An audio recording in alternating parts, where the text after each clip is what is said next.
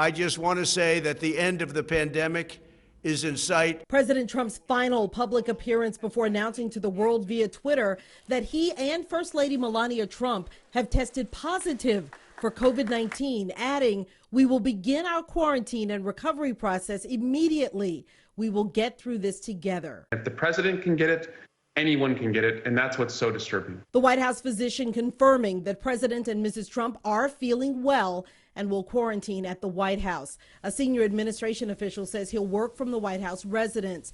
The news came shortly after we learned that Hope Hicks, one of the president's top aides, tested positive. She has spent with the president throughout her time at the White House, not to mention in the past few days. So that will give you some sense of why the president is taking this so seriously. Hicks was with the president at the debate in Cleveland Tuesday and in Minnesota Wednesday.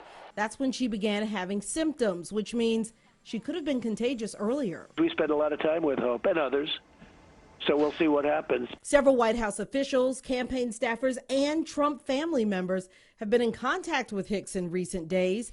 She was seen traveling on Air Force One without a mask. This is a high-risk exposure in an enclosed environment. Everybody on that flight, 14 days quarantine, regardless of what your test shows. Safety protocols are in place for White House staff. There's also concern about Democratic nominee Joe Biden, who stood 6 feet away from the president for an hour and a half at Tuesday's debate. The president of the United States now infected with coronavirus and unable to campaign in person for the next 2 weeks, with the election now just over a month away.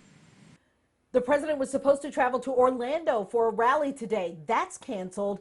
And of course, being in quarantine raises questions about whether the next 2 presidential debates will happen, and if so, how. Tracy Potts, NBC News.